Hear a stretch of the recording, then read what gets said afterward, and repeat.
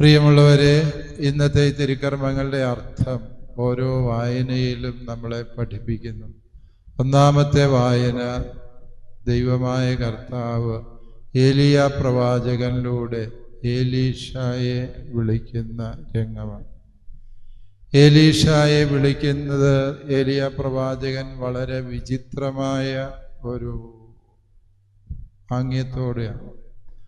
അവൻ നടന്നു പോകുന്ന വഴിക്ക് കുറേ പേര് കാള പൂട്ടിക്കൊണ്ടിരിക്കുക. 12 നിര ആളുകൾ കാള പൂട്ടിക്കൊണ്ടിരിക്കുക. 12ാമത്തെ നിരയിൽ പൂട്ടിക്കൊണ്ടിരുന്ന ഒരുവന്റെ ദേഹത്തേക്ക് ഏലിയ തന്റെ മേലങ്കി ഊരി എറിഞ്ഞു എന്നാണ് ബൈബിൾ പറയുക. ഏലിയ ആയതുകൊണ്ട് അങ്ങനെ ചെയ്യും. കാരണം പുള്ളിയുടെ സ്വഭാവം ആർക്കും പ്രവചിക്കാൻ പറ്റാത്ത സ്വഭാവം.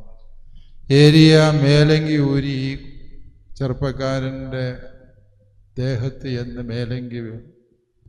എന്താണ് അതിൻ്റെ അർത്ഥം എന്നൊന്നും ഏലീശായ്ക്ക് മനസ്സിലായോ എന്ന സംശയം. ഏലിയ ദേഷ്യത്തിലാണ് വരുന്നത്. കാരണം ദൈവമായ കർത്താവ് ഏലിയായെ തിരുത്തിയതാണ്. അവൻ 450 പ്രവാചകന്മാരെ വെട്ടിക്കൊന്ന് നടന്നപ്പോൾ ദൈവമായ കർത്താവ് അവനോട് പറഞ്ഞു, ഏലിയ, ഇത്രയും തീക്ഷ്ണതയൊന്നും വേണ്ട, ഇതല്ല ഞാൻ എന്ന് ദൈവമായ കർത്താവ് ഏലിയായോട് പറഞ്ഞു.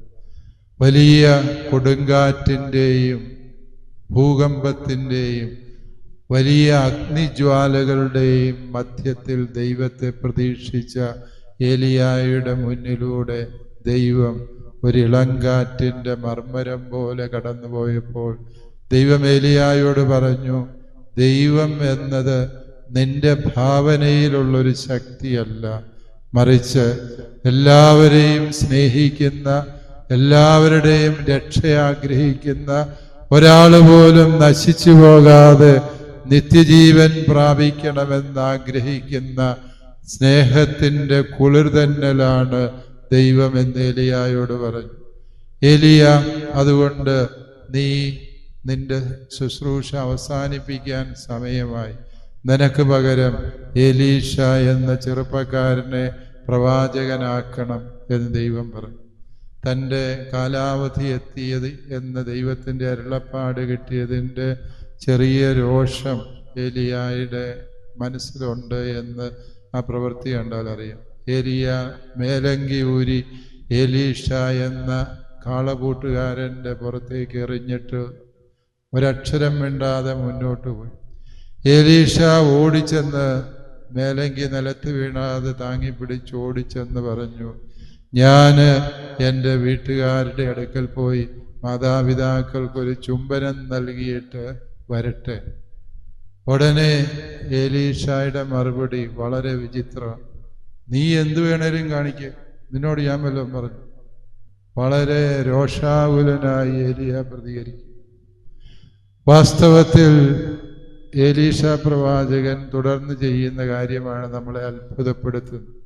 അവൻ ആ നുകമെടുത്ത് തീ കത്തിച്ച് അടുപ്പ് കൂട്ടി കാളയെ കൊന്ന് അത് വിരുന്നൊരുക്കി കാള പൂട്ടിക്കൊണ്ടിരുന്ന എല്ലാവർക്കും കൊടുത്തു. എന്നേച്ചിട്ട് അവൻ ഏലിയായുടെ പുറകെ പോയി. ഈശോയും പറയുകയുണ്ടായി, കലപ്പയെ കൈവച്ചിട്ട് തിരിഞ്ഞു നോക്കാൻ പാടില്ല. ഒരുപക്ഷെ ആ പ്രയോഗം സുവിശേഷകൻ സ്വീകരിക്കുന്നത് ഏലീശായിൽ നിന്നാണ് എന്ന് ഞാൻ വിചാരിക്കുന്നു. ഏലീശ ഈ ചെയ്ത പ്രവൃത്തി വളരെ അർത്ഥപൂർണമായൊരു പ്രവൃത്തിയാണ് എന്ന് ധ്യാനിച്ചാൽ നമുക്ക് മനസ്സിലാക്കാൻ സാധിക്കും. കാരണം അവൻ ആ കാള പൂട്ടുന്ന നുകം കത്തിച്ചു കളഞ്ഞു. കാളയെ കൊന്ന് സർവർക്കും വിരുന്നൊരുക്കി വെച്ച് പോയി. ഇനി അവന് നുകവുമില്ല, കാളയുമില്ല, അവന് സ്വന്തമായി ഒന്നുമില്ല.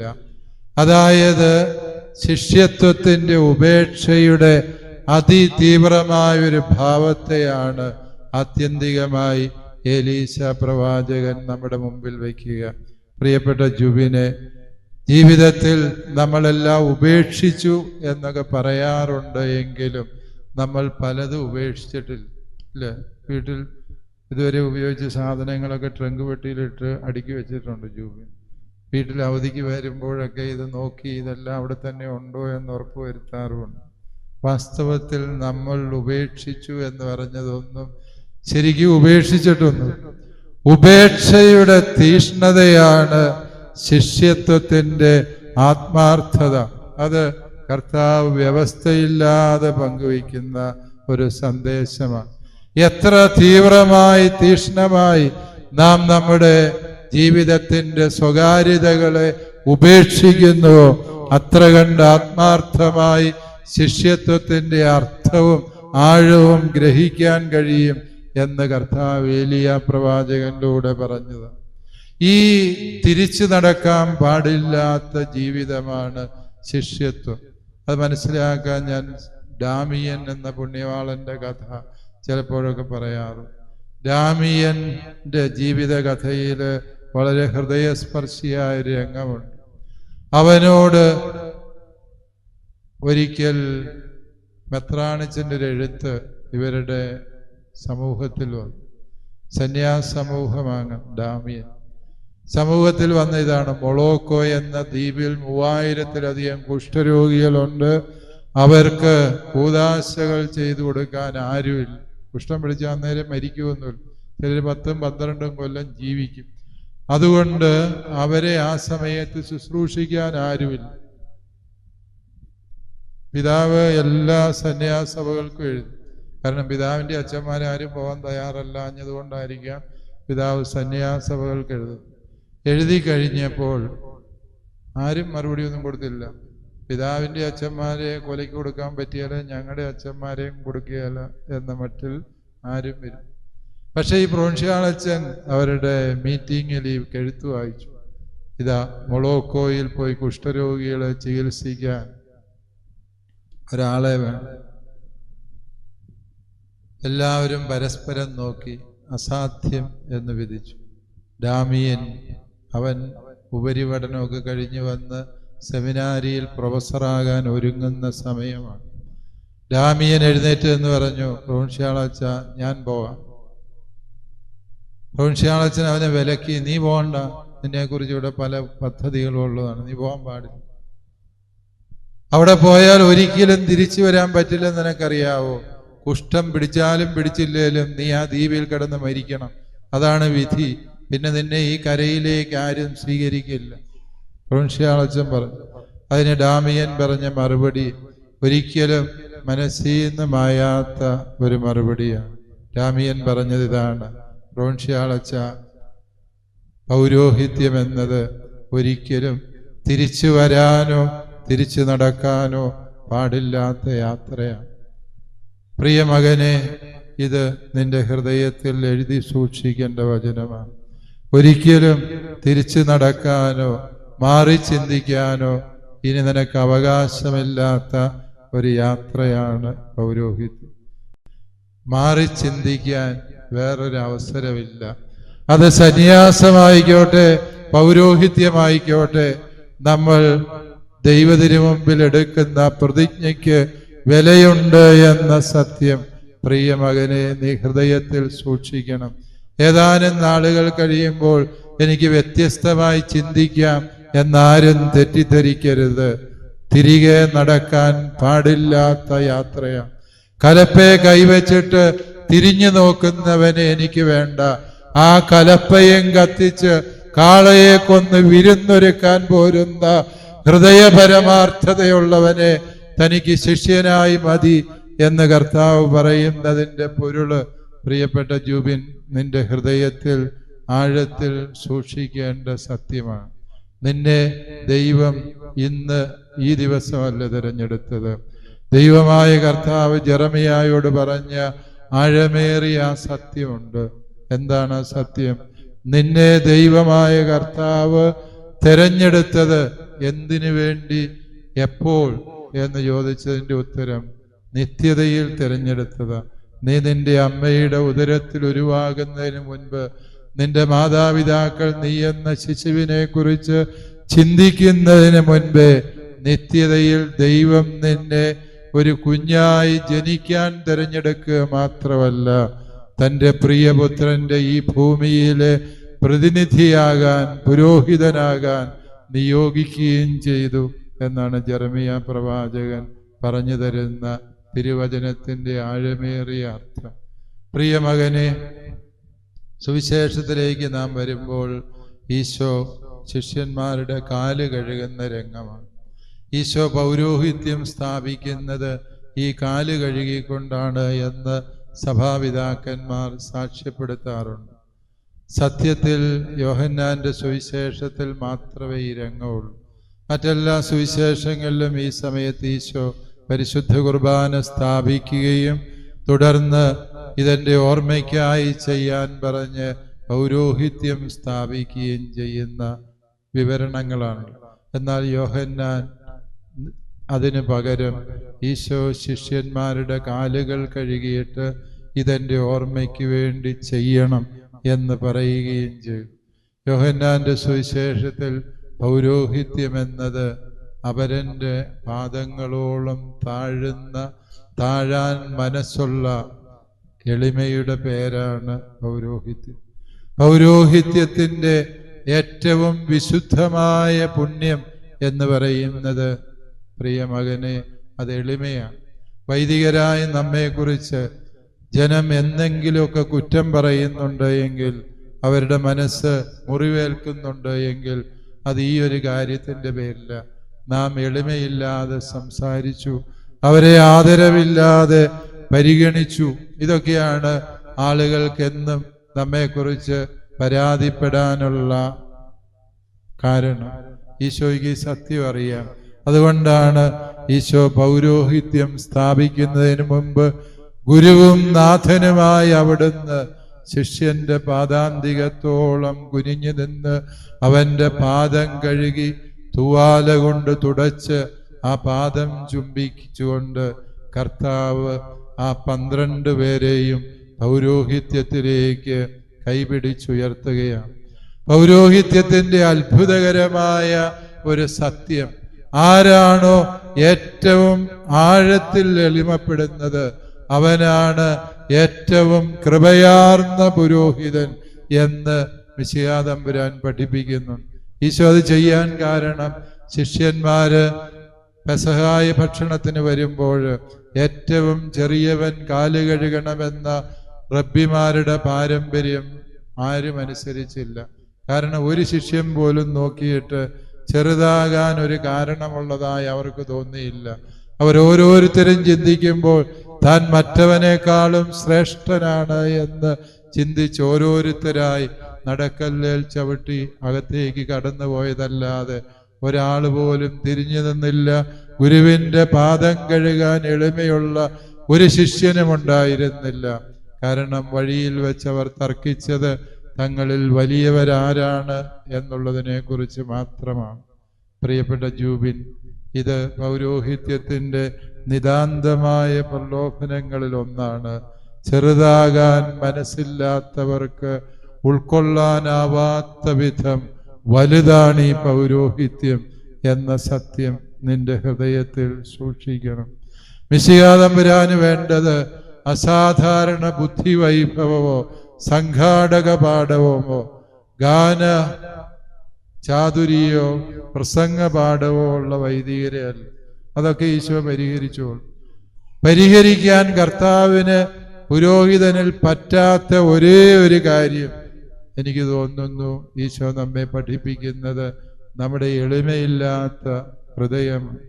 എളിമയും വിനയവും ഇല്ലാത്ത ഹൃദയമുള്ള വൈദികരെ കൊണ്ട് കർത്താവിന് ഭാരവും ശല്യവുമേ ഉള്ളൂ എന്നതാണ് പരമാർത്ഥം.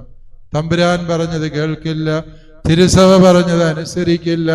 അത്തരം വൈദികര് തിരുസഭയ്ക്ക് അനുഗ്രഹമാണോ ഭാരമാണോ എന്ന് സമകാലിക ലോകത്ത് നാം ചിന്തിക്കുമ്പോൾ, പ്രിയപ്പെട്ടവരെ, ഈ പാദം കഴുകി പൗരോഹിത്യം സ്ഥാപിക്കുന്ന ഈശോ മിശിഹായുടെ ഈ ഒരു തിരിച്ചറിവ് എനിക്ക് തോന്നുന്നു ഈ കാലഘട്ടത്തിൽ നാം ഏറെ ആഴത്തിൽ മനസ്സിലാക്കേണ്ടത്.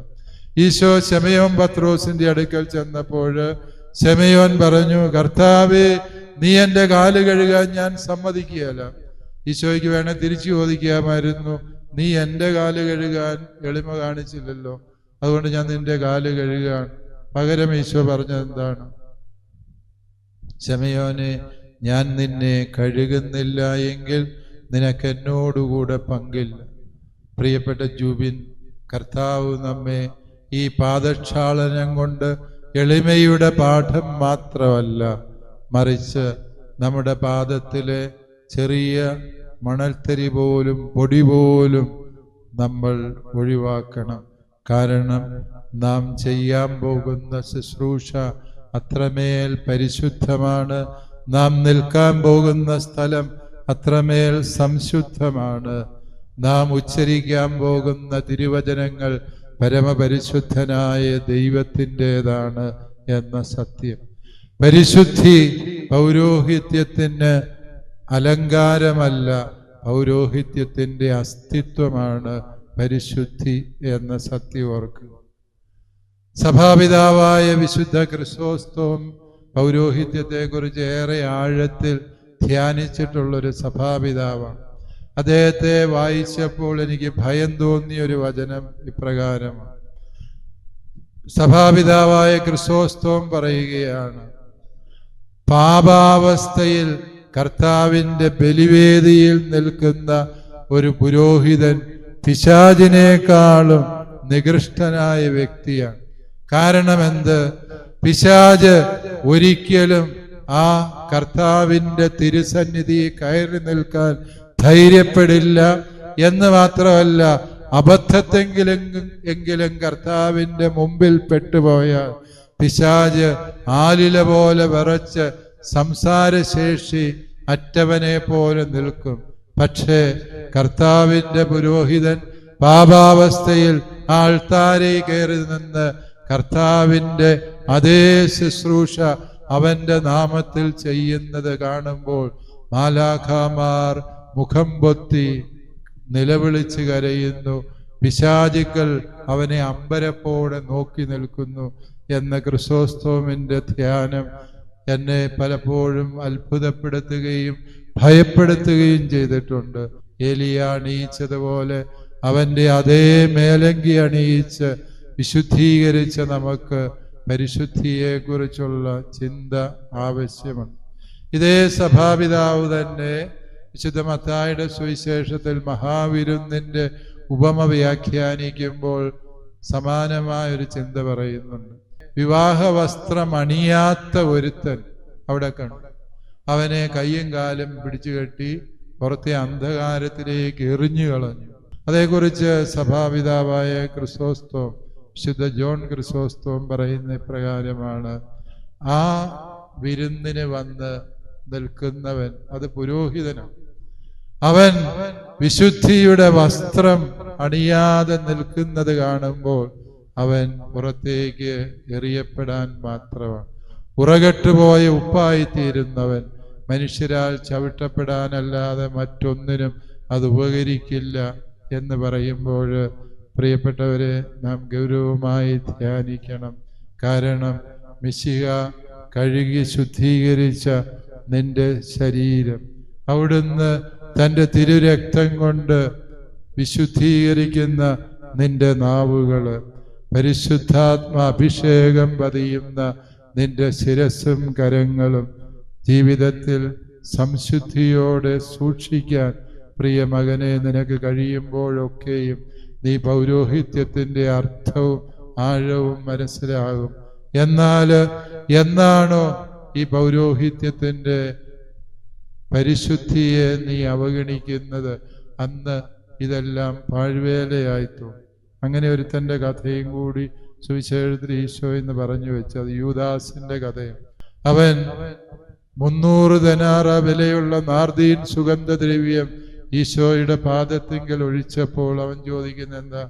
എന്തൊരു പാഴ്വേലയാണ്, എന്തൊരു പാഴ്ചെലവാണ്, ഇത് വിറ്റ് വല്ലവർക്കും നല്ല കാര്യം ചെയ്യാൻ പാടില്ല. നിന്നോടും ആളുകൾ ചിലപ്പോൾ ചോദിക്കും, പൗരോഹിത്യത്തിന്റെ അർത്ഥം മനസ്സിലാക്കാത്തവൻ ചോദിക്കും, നീ എന്തിന് ഇങ്ങനെ ഒരു പണിക്ക് വേണ്ടി ഇറങ്ങി പുറപ്പെട്ടു എന്ന്. പ്രിയ മകനെ, ഈ ഭൂമിക്ക് ഒരു പുരോഹിതനെയും ഇന്നേ വരെയും മനസ്സിലായിട്ടില്ല. അതുകൊണ്ട് ലോകം പൗരോഹിത്യത്തെക്കുറിച്ച് എഴുതുന്ന വിധിപ്പകർപ്പുകൾ വായിച്ച് നീ നിരാശപ്പെടരുത്. അത് യൂദാസിന്റെ വിധിയെഴുത്താണ്. എന്തിനാണ് ഈ പാഴ്വേല എന്നുള്ളത്. പക്ഷേ കർത്താവ് തൻ്റെ തിരുഹൃദയത്തോട് ചേർത്ത് നിർത്തുന്ന അവന്റെ വിശുദ്ധ മേലങ്കി കൊണ്ട് നിന്നെ ആവരണം ചെയ്യുന്ന ഈ പൗരോഹിത്യ വഴി നിനക്കെന്നും കൃപയുടെ ദൈവാനുഭവത്തിൻ്റെ നിത്യജീവന്റെ വഴിയായി തീരട്ടെ എന്ന് ഞങ്ങളെല്ലാവരും പ്രാർത്ഥിക്കുന്നു. എല്ലാ ദൈവാനുഗ്രഹങ്ങളും ജുബിന് നേരുകയും ചെയ്യും.